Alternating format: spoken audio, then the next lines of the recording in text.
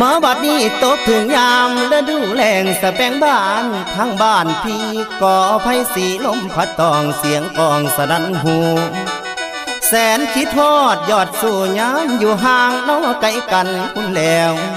สะแบงบ้านลมพัดปิ่นหมุนดอกลงพื้นสุดที่ฟื้นทนได้อุกภายในหัวใจพี่นางเอ้ยนางไงกูละอายนี่หุนพรบ่พรบอกขานิ่งน้ำนองเจ้าเรื่องเก่าน้องข้างหลังคุณแล้วมันยังฝังในใจเสียจ้องจำเด้อจิตอายคำที่สายเคยเว้าไว้น้ำสาวเบิดทุกสิ่งคำ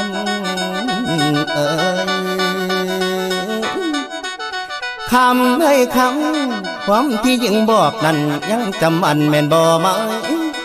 น้องว่าน้องหักอายสายบอกหักน้อจอมควันคุณแล้วที่สองเฮาสัญญากันพี่บ่ลืมแต่คำคุณเคยนอนนุ่นตากน้องจะดอมเบาอมอมเบาอมอมลานางเอ้ยสองใจเฮาพร้อมล้อมเขาไม่ใส่กันอดีตก่อนเก่านั้นยังค่อยบันว่าหัวใจน้อลาโดนปันได้บ่ไรลืมตื่นเต็มในสวงพี่หากคนดีแฟนอายฟังใจบอกใครเสื่อม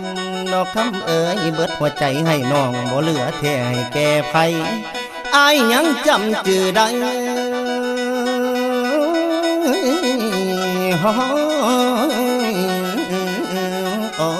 โอ้ยโอ้โอ้โอ้โอ้โอ้โอ้โอ้โอ้โอ้โอ้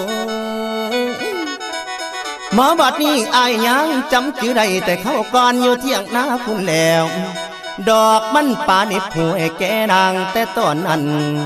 ก็ยอมบ้านมาหอยมาไล่หอมจำได้บอกคำเอ่ยลานางเอ้ยอายคล้องคอให้น้องปานนั่งฝ่าบัดนั่งแนง